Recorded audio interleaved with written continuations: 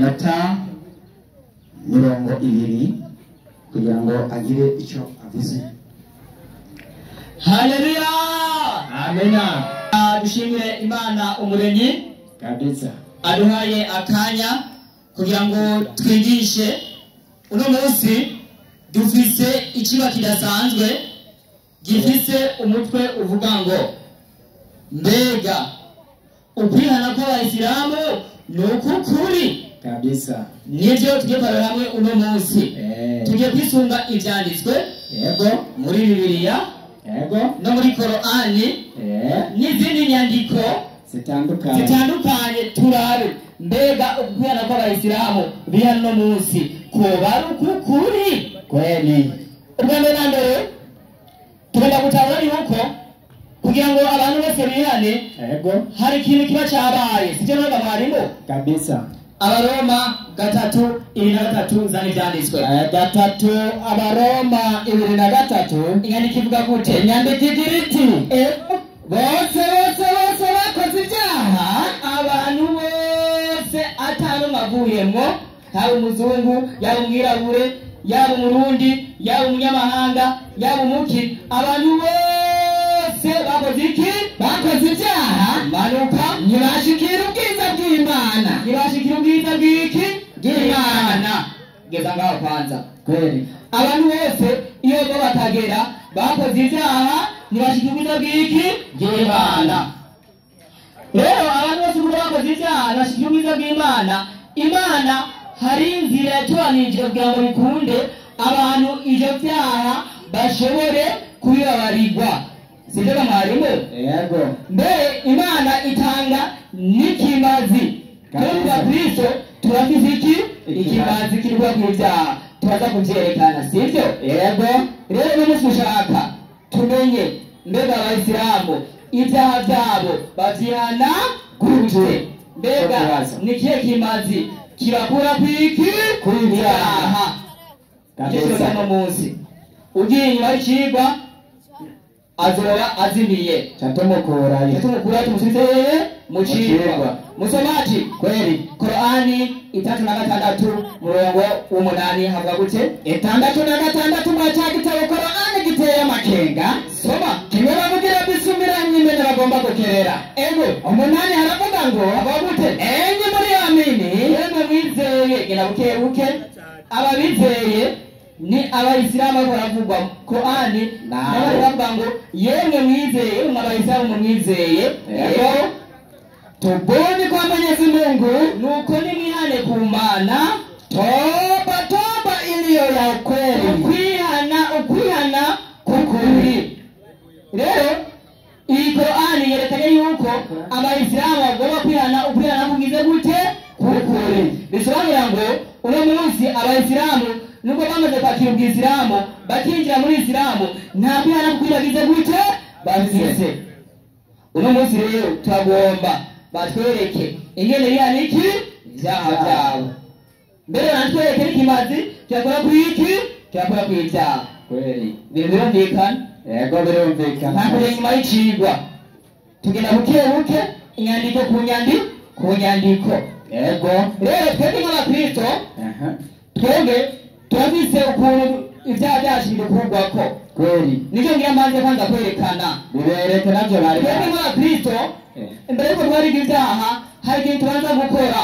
yego. Yohana wa mbere 1:9 zani vyanditswe. 1:9 Yohana wa mbere Zanyandiko aravuga ngo havuga ngo iki? nitwatura ibyaha byacu Twebwe Abakristo kugira ngo bikunde ibyaha vyacu bikurweko tubanza kuvyatura.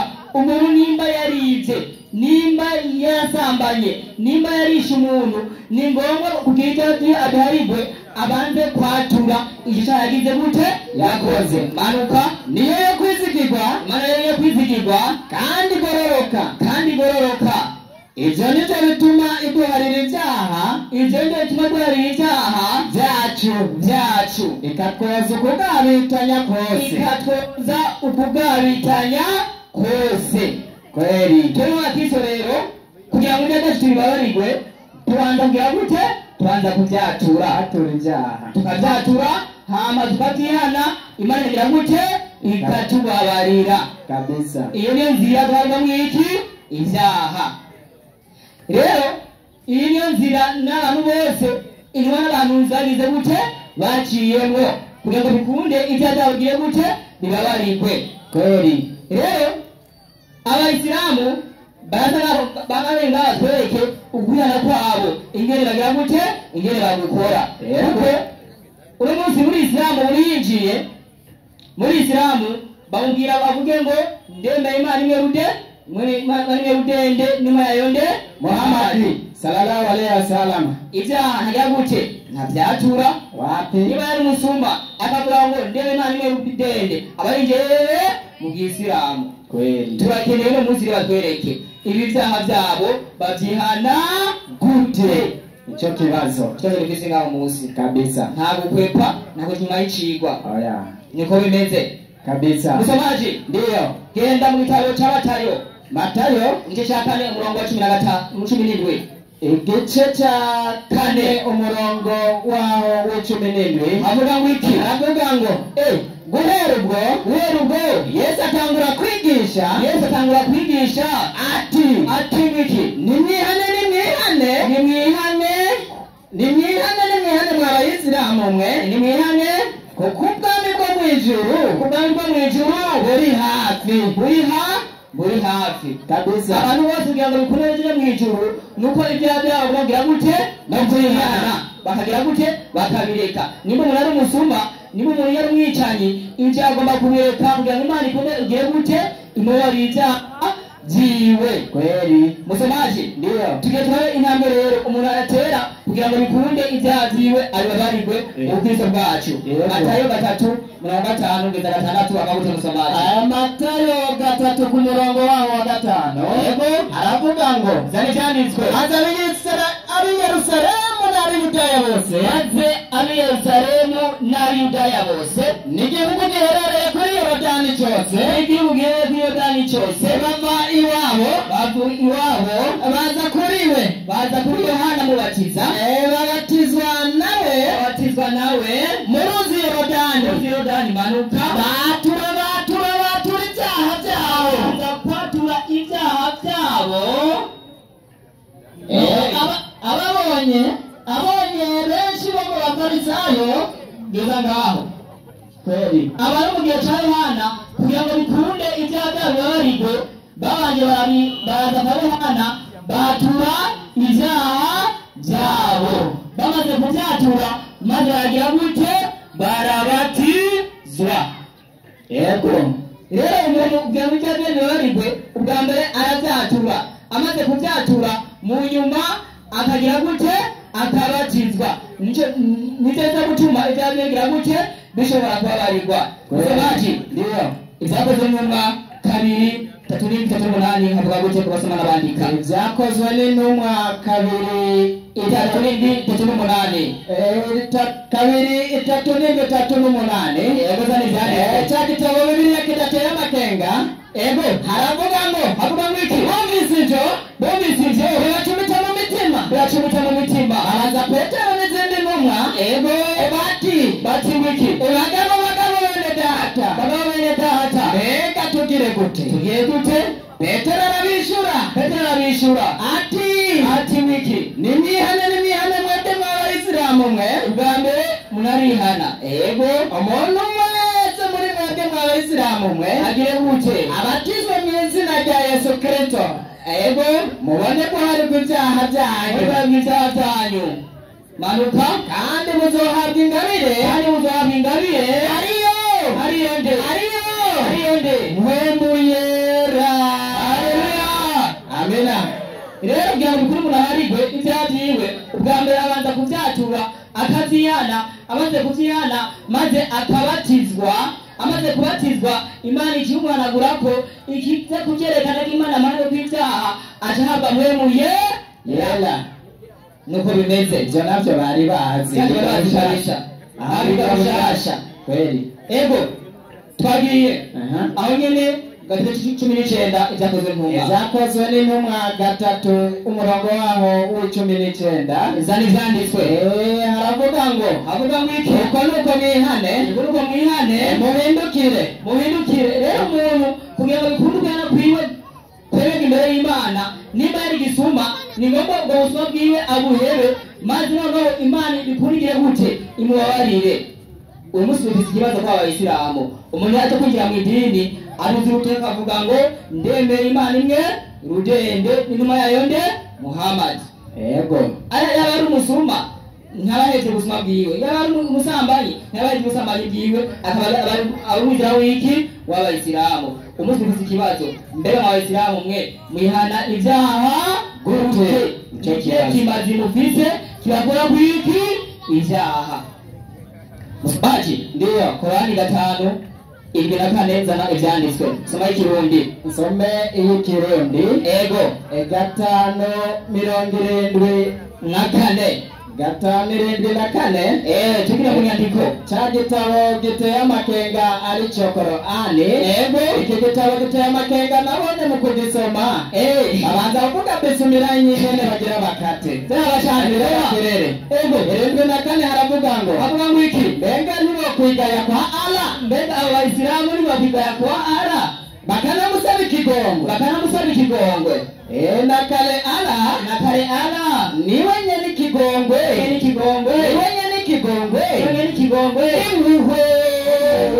kwani kuzengo mbega abayisilamu ni ukuyana kwa Allah kugira ngo bikundi arabagire ikigongwe. Musi dukeneye rero mutwereke mwihana gute ivyaha byanyu, muca muyihe nzira, mbega ni kiye kimazi mufise cyotwa muhari gwiki ivyaha baraje dufise ngaha kiba dufise no munsi ntaje gukwepa akuna boshe akuna atiruwaje atabitweretse ntibava ngaha atubana ngaha mwarimu ndiyo mamavuta Korani 9:80 Korani 9:80 some ikirundi oya soma igiswahili ndi mamavuta Korani 9:80 yarufa igitabo giteye amakenga arico Korani yarufa turahari mbega ukwera kw'Abayisilamu 9:80 bimeze gute 9:80 mwarimu ego nageze avuga ngo iki 9:80 yari cyanditswe avuga ngo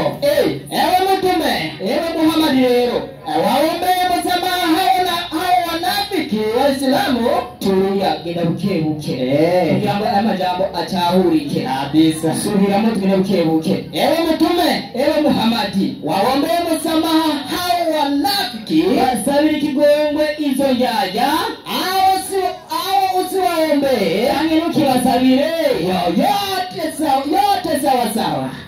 Kodi kuzengo Muhammad basabira ikigongwe izo njyaja z'Abayisilamu cyane nukibasabire ngo byose nico kimwe bandanya hata ukiwaombea nubwo wasambara 70 nubwo basabira ikigongwe inshuro 70 Mwenyezi Mungu atawasamehe. Imana nizigeri bahari ibyaha byabo bizobagumako nk'ubwoma. Mwarimu ari gufitiye amakenga kwani kuza yuko Muhammad nimbo yasabira Abayisilamu ikigongwe inshuro 70 Imana bigira gute irababarira weriki we ari njya hapo vipi ingoma iyi nyandiko ivuga yuko Muhammad nibwo basabira ikigongwe inshuro 70 kandi ntimuzihabwe. Iyi nyandiko niyo canke siyo? baraza batwishure kabisa. Hakuna woshe hakuna dorati tugenda buke tugatanga iki inyandiko nyene usobanura izindi nyandiko Korani 4:17 zari byanditswe 4:17 y'ikirundi cyane igiswahili ngeneye 4:17 zari byanditswe 4:17 zari byanditswe gitabo Korani giteye amakenga 4:17 zari byanditswe haraka 4:17 haravuga ngo jua ya kwamba hakuna abuduwaye kwa haki iliyopata ukwe kusenga mugorosi ila uretse imana yonyene. naomba magufira kandi saba ikigongo we Muhammad kwa dhambi zako na dhambi za Waislamu no kubyaha by'Abayisilamu, wanaume b'abagabo na Waislamu wanawake n'Abayisilamu biki b'abagore. babivuze ngo ewe Muhammad saba ikigongwe ku byaha byabo no ku byaha by'Abayisilamu, b'abagabo n'Abayisilamu biki b'abagore. Kweli rero turenga ko Muhammad ari umunyabyaha, yakoze ibyaha. uno munsi turashaka batereke aho Muhammad yihanye ibyaha. mbega yaciye muri iyo nzira, nicyo dushaka. mbega aho ko uno munsi murinjiye mu bw'Isilamu aduze urutoke avuga ngo ndemeye Imana imwe rudende intumwa ya Muhammad. mbe Muhammad nawe kugira ngo bikunde abo mu Isilamu yihanye gute? yavuze ndemeye Imana imwe rudende hamwe na jewe intumwa ya Muhammad. babaze batereke ahantu byanditse muri Qur'ani aho Muhammad yagize gute, yavuze ayo majambo. Muhammad nta shahada yatoye, ati batangagiye gute, batanga bitwereke baramubeshera. rero kugira ngo bikunde umuntu ibyagiye abihanirwe ko amaze kubivuga, ni ngombwa hari ikimazi runaka kize kavuga ku iki, kamukora ku ibyaha. bitagenze uko ibyaha by'uwo muntu bigira gute, bimugumako. mwarimu Ndio ndabira mu gitabo cy'Abaheburayo igice cy'icenda umurongo wa 12 avuga gute? Abaheburayo igice c'icenda. Ego Abaheburayo koresha umwanya ko ndagenda mwarimu nahageze. nyarusa Abaheburayo igice cyaho c'icenda. nyarusa turabe umurongo wa kangahe mwarimu? umurongo wa 12 18 kuza 22 18 haravuga ngo avuga gute? nico gituma isezerano rya mbere ritasezeranywa atamaraso. Mose amaze kubwira abantu bose amabwirizwa yose, ego manuka nk'uko byagezwe yabira amaraso y'amashuri n'impene n'amazi n'ubwoya bw'intama. banzigeze ngaho abantu mu gihe cya kera, mu gihe cy'Abisirayeli byaba bikunde bari ibyaha byabo bazana ibimazi, maze noneho umuherezi akabishyira ku gicaniro, maze ibyaha byabo bakabona kugira gute kubiharirwa. cyangwa 22 aho nyene 22 ngaho nyene zari byanditswe. reka ndabasomera inyandiko batari kumve. 22 nuko ibyagezwe biri mbere mw'abantu mwe, nk'uko ibyagezwe bigize gute biri. manuka ibintu byose byozwa n'amaraso, byose n'iki n'amaraso. manuka kandi hatavuye amaraso ntihaba guharigwa ibyaha. hatavuye amaraso ntihashobora kubaho guharigwa iki ibyaha. kweli iyo niyo nzira ishikana abantu hehe kukwihana kukuri kabisa. rero iyi nzira nk'abakristo batishikiriye imwe twashikiriye Yohana wa mbere 2:1-3 uzana ibyanditswe. Yohana wa mbere 2 ku murongo yaho wa mbere aravuga ngo avuga gute? bana bato mbandikiye ibyo kugira ngo ntimukore icyaha. manuka kandi nihagira umuntu akora icyaha. rero mu bakristo haramutse hagize umuntu akora icyaha, tugenda gute? dufise umwitsa kuri data wa twese. dufise umwitsa kuri data wa twese. ego ninde Yesu Kristo. ego umugororotsi. manuka kandi uwo niwe Yesu niwe mwongano y'ibyaha byacu. manuka mugabo si iby'iwacu twenyene, ariko si ibyacu twenyene, ariko ni iby'abari mu isi bose. abantu bari mu isi turamukanye. abantu bose bari mu isi, ikimazi kiraba icyaha ninde? Yesu Kristo. bagiye kuri Yesu boni bagira babona ibyaha. aho ibyaha byabize mako kandi utihanye ni mu bagiheno agihenomo kabisa. Haleluya, amen. Turaza kugaruka. Haleluya, amina. Zirima ntabwo icyubahiro. Amen. Ikigo nibaze ko mwagikurikiranye kiravuga kiti mbega ukwihana kw'Abisilamu ni ukuri. Reka duhagurutse mu giti kugira ngo aze nawe ahamagare bene wagira ngo bishire kuri bino bibazo. Ku ruhande rw'abakristo avuyenga ku minota yiwe 20 yagerageje araca hirya no hino, yagerageje vraiment bivanye n'ubumenyi bwiwe afise kabisa. Sinoreka kumushimira ko ibintu yigishije ngaha biranatwengeje, kandi sinorandira ndagusabe uze wigishe. Ikigo kiravuga giti mbega ukwihana kw'Abisilamu Nukukuri. Mubambiwe urumva n'ingorane, utanga ikimazi kugira uharigwe ibyaha. Umuntu yokerera cyangwa nyambari Yesu sinagurirwa ndavuga byinshi, ngo ngaha mu minota yawe 20 wigishe. Karibu.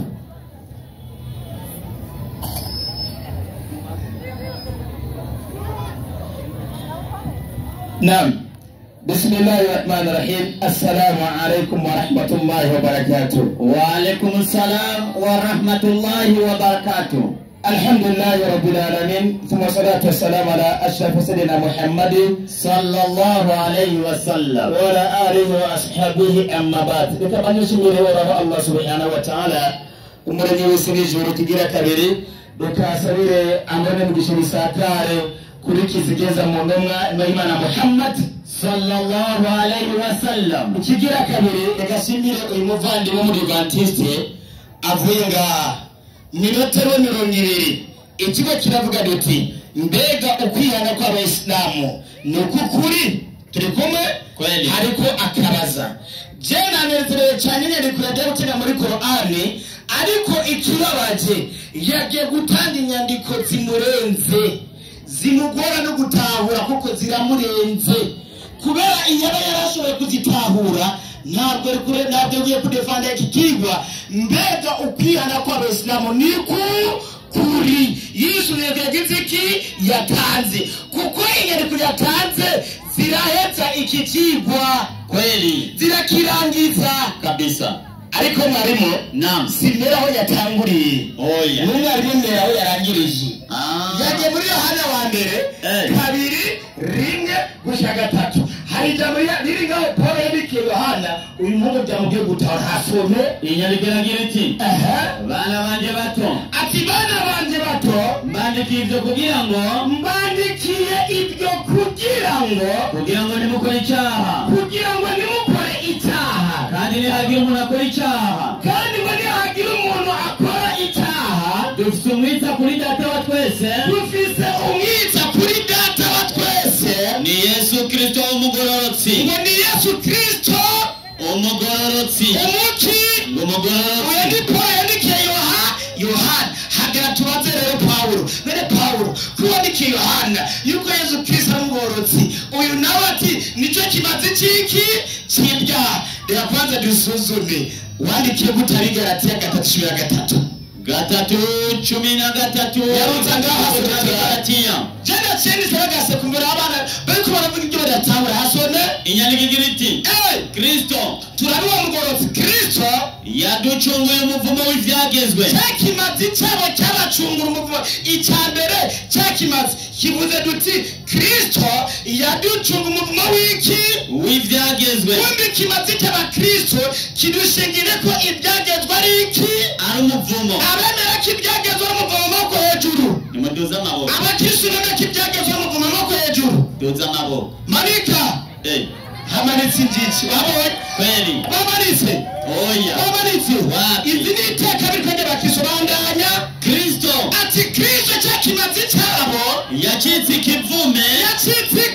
Yacitse ikivume wiki kubwabo. Abemera ko Kristo ari ikivume amaboko hejuru nimuduza amaboko. Marika amaboko hejuru abatakiri nubwo kumbe mwarimu ikimazi cy'Abakristo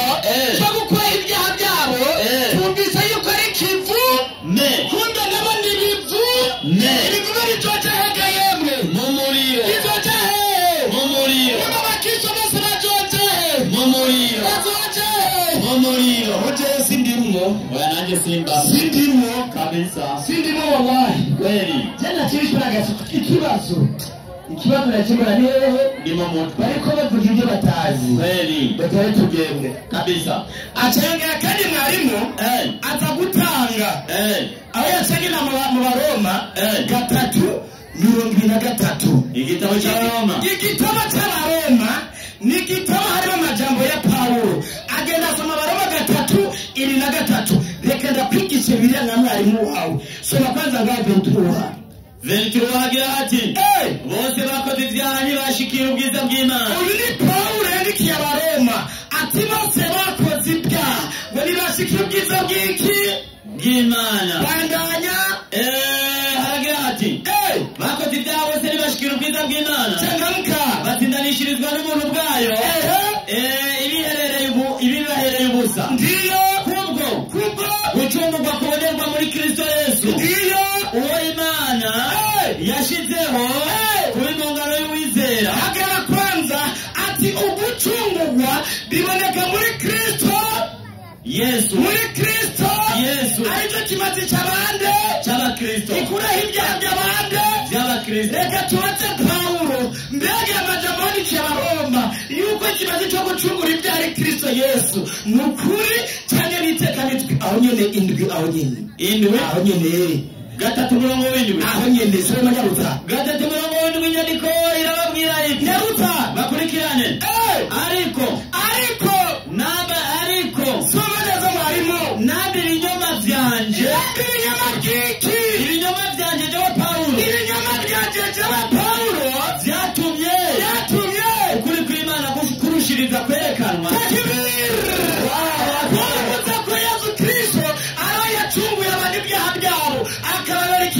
Paulo ati n'ibinyoma byanje tubatimana nayo mwarimu mbega Mana hari umucungu abantu ibyaha byabo mbega bimeze gute Zaburi 49:7 Zaburi 49:7 ndiyo yandikigira iti nta n'umwe ashobora gucungura mugenzi we na gato. Imana ibwiye Dawidi ati nta n'umwe ashobora gucungura mugenzi we na gatoya. niyo mpamvu Paulo yandikiye abatipe ikinyoma yuko Kristo yacunguye ibyaha byabo ariko twisuze iby'Imana n'umwe ashobora gucungura mugenzi we. ariko ikinyoma cya Paulo Kristo arabacunguye ibyaha. Yego kweli. Allahu akbar. Ndabinyoma ikibazo ndanabaga n'ikigongwe. Yego kweli. Ndanabaga n'ikigongwe burya ngo madabazire kugira ngo turokora abantu bose bari ngaha kabisa. kuko abakristo baratakaje abantu kuko batakaje ko Kristo yabaye icungu y'iki yabo. ariko ibijambo ry'Imana origino mu majambo y'Imana n'umwe ashobora gucunga mugenzi we na gatoya. ariko wa musazi Paulo ngo Kristo yacunga abantu ibyaha byabo bivuzwe nande na Paulo kandi ari umusazi murabizi. Soma mwarimu umusazi Paulo soma rero utumvirize babe bavuga ngo uramubeshe. Paulo umusazi soma Abikorino 2 Nyaruta 11:17 hagira ati ndiyo ibyo mvuga jewe Paulo sindivuga bitumwe n'Imana. bivuga bitumwe n'iki n'Imana bandanya ariko ndabivuga nk'ufashwe n'ibisatsi ati ndabivuga nk'amajinuni umusazi yuko Kristo yacunga abantu ibyaha byabo bababwira bakora inyigisho z'umusazi n'abanyane n'abasazi na Paulo umusazi murabe sana ngaho iby'Imana pana by'abasazi kweli. niyo mpamvu byose yatanze n'amakete ya Paulo w'umusazi iby'Imana dukeneye iby'Imana pana kuzanga bamurasa n'ibyo by'abasazi kweli. tugende mwarimu ndio acha kenda cha kusoma Qur'ani sura tutahrimi 3:8 ni sura twebwe mara yangu Qur'ani na maana babwira abakristo guhera afite imyaka 5 nangura kwigisha Qur'ani kugeza ino munsi maze gusura barenga 200 ino munsi n'abarimu bari n'abayimamu ndiko ndamamaza Qur'ani kwisigura batayizi uyaduze kuri Qur'ani ayiduze kino munsi agomba kwisigura yiduze ko ino munsi twebwe heza imyaka 200 ngahe ni 5 ibinarakiza n'imyaka 2 kandi kuri Qur'an kabisa so bitana gatatu muri Qur'an itandatu na gatandatu aya 8 nasema ndiyo baada a'udhu billahi minash shaitani rajim Qur'ani maelezo bismillahir rahmanir rahim changamka mwalimu enyi mliamini atiyana bendera tubu kwa Mwenyezi Mungu ya ayyuhalladhina amanu tubu ila Allah tawbatan nasuha ya kweli ndiyo toba iliyo ya kweli huenda atiyama bene nimwigaye kuwora himana yanyu kandi musari kigongwe cy'ukuri kumbure huenda Mwenyezi Mungu huenda Mola wenu ndiyo akakufutieni maovu kumbure wora himana yanyu yobaharira ibyaha byanyu twebwe turigaya tugasaba Imana ikigongwe urikira kwanza mwari musome maherezo Qur'ani baza kwanza uritebe kusoma iyo tuvuze ibyaha bwoko bungahe bubiri hariho icyaha ukorera wowe ukorera umuntu mugenza wawe n'icyaha ukora wowe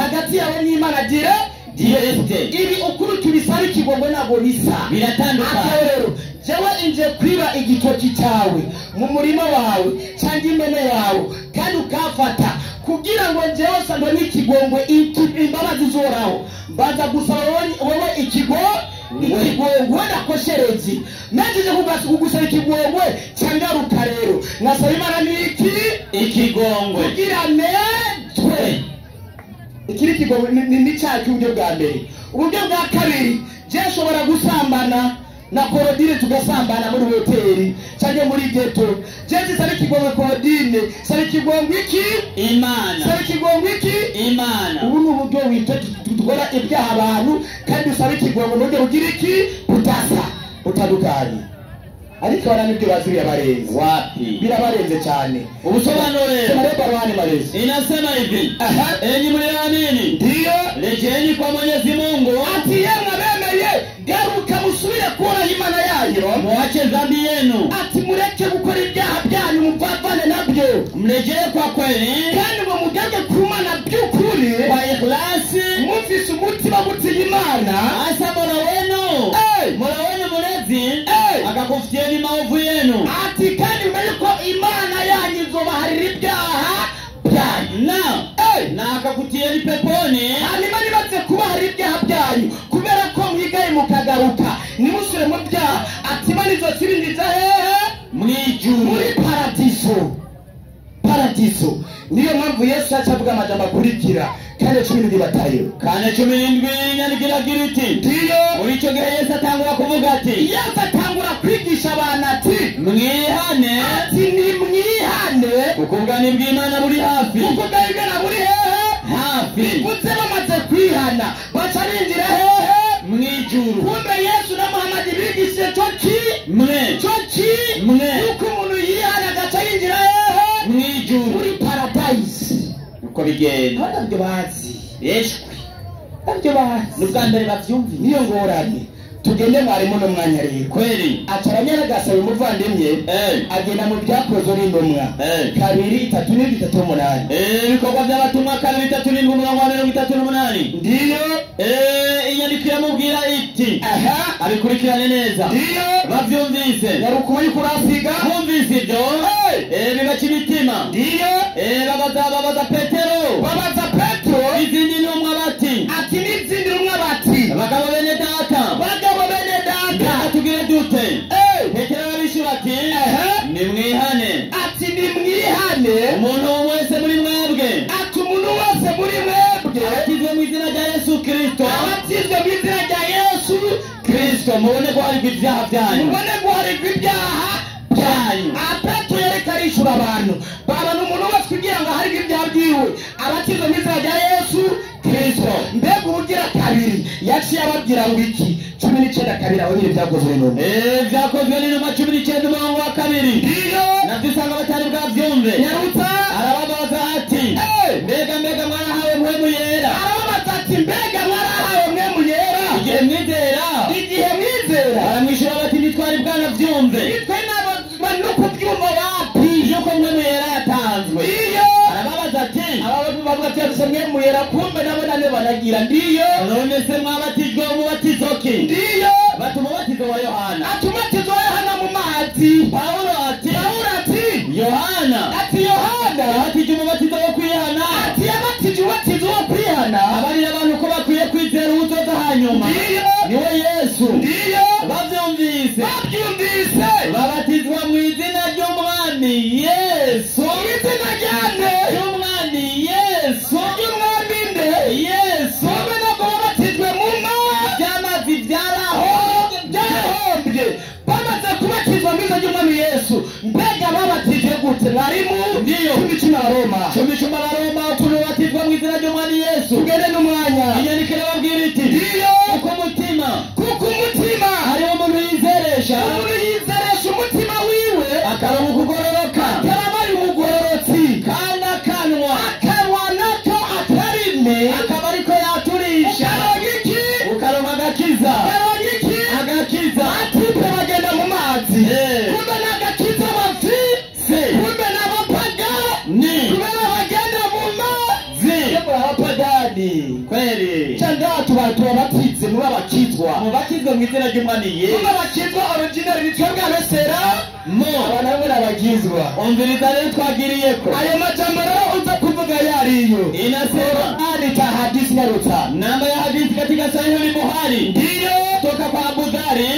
Toka kwa Mtume sallallahu alaihi wasallam amesema. Ndiyo. Mwenye kushuhudia kuwa atumunavyokwemera katura yuko hapana mola apasaye kuabudiwa kwa haki ila Mwenyezi Mungu peke yake. Yuko atari Imana ikura gusonga by'ukuri kiretse Imana warudende yonyene. Hana mshirika.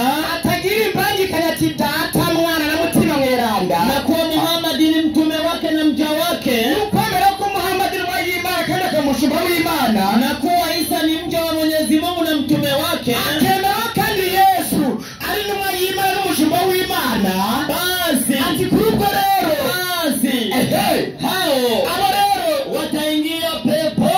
Ni wataingia wapi? Mwijuru. Wapi? Mwijuru. Tuwate Yesu nawe. Ndiyo. Tuwate Yesu nawe. Ndiyo. Kugi babwinjira babufise. Cumi gatatu Yohana yandikira iti. Uburimbo bugingo budashira. Ndiyo. Kubamenya wewe Imana yonyene y'ukuri. N'uwo yatumye. Yitwa nde? Yesu Kristo. Yitwa nde? Yesu Kristo. Kugira ngo uronke ubugingo budashira ube umukizwa wemera Imana imwe rudende. Ukenera ko Yesu n'uwa yiki Imana. Ukenera ko Imana n'uwa yiki Imana. Ubabaye umukizwa n'ubugingo budashira uramufise. Ababyemera bari mwaba Abo ni bandari hinyo. babanda mu mazi barabatsokirizwa. Twirwa muri Tanganyika no mu hajya no mu nzuzi twirwayo. Nayo muza gushakisha agatiza mu mazi. Nanjye naje nose. Mwarimu Ndiyo. yaciye soma Qur'ani sura Maida 5:24 Qur'ani 5 y'ikirundi bawarimu 5:24 Jesu meranga byera kirishwa n'agaseti zira ry'Imana 5:24 Bismillahirrahmanirrahim. Inyandiko imeze neza cyane rwose. Soma hagira hati mbega nibo kwigaya kwa Allah. ati mbega nibo kwigaya kwa Allah bakanamusaba ikigongwe. Ndiyo. Nakare Allah ni wenye ikigongwe nyene muwe. Ndiyo. Aya kumbe twebwe turiga tugasaba Imana ikigongwe. Imana rero nyene we hadi kaduhari ira yacatanga aya zinjaja abantu bari muri kira kweli. aho yacagira musa titoka 9 kabisa 23 zinjaja nyarutsa 9:23 sura titoka nyarutsa. Inasema soma ya Kirundi 9:23 baada kukinga Qur'ani na Satani yavumwe. Tanganyika lisha changamuka lishafika mwalimu. 23 tukendera 25 aya igira iti yarukumanya wadusize ewe numwa ati yewe numwa nugwanya bahakanye ati nugwanya bahakanye n'indyarya hamwe n'indyarya kandi ati kandi ubakarire ukubuhungiro bwawe ni mu muriro wa jahannam. Ukubuhungiro bwawe ari mu muriro w'iki wa Gehinomu. Ndiyo. Yamara nibwo ushikiye mu bitane. Ndiyo. bararahira ku izina rya Allah ko ataco bavuze. Yamara baravuze ijambo ry'ubuhakanyi. Hagara kwanza mwarimu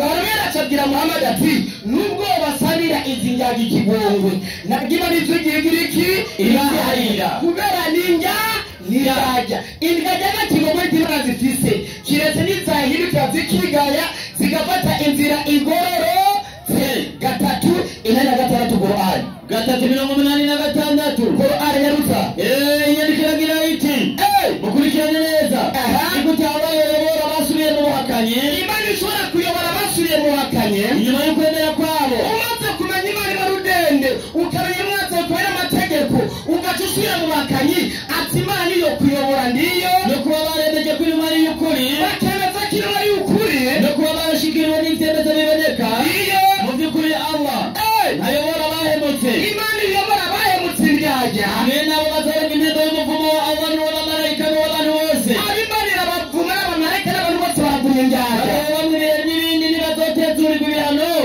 nta n'agahembwe zabigaye nyuma y'ibyo abigaye nyuma y'ibyo baratunganya ibikorwa byabo iyo by'ukuri abo nibo nyiri ikikorwa nyiri impuhwe bamaze kwigaya bagaca batunganya ibikorwa byabo aba nibo bafise impuhwe zande za Allah kubera biga ariko utigenda uguyamu ngumeze nk'abari na turiki mazikibyaha mu gikondo uzojayo kwera bari wa alaikum salam wa rahmatullahi wa barakatuh. Naam, Waislamu takbir. Allahu akbar. Raha biriko biratora abari n'abatwi yo kumva nibumve ntacyo narenzako ingo nawe uhagurutse umwarimu wawe indi minota 20 tugende n'umwanya. Haleluya Kristo, haleluya. Imana ari gucurera cyane. Reka mwaka tuhagurutse umwigisha kugira ngo aze abigishe kuko ntabwo bashoboye kwishyura na gitoya. Reka umwigisha mu mwanya wiwe aze hano anyarutse kugira ngo abereke ukuri aho kuri.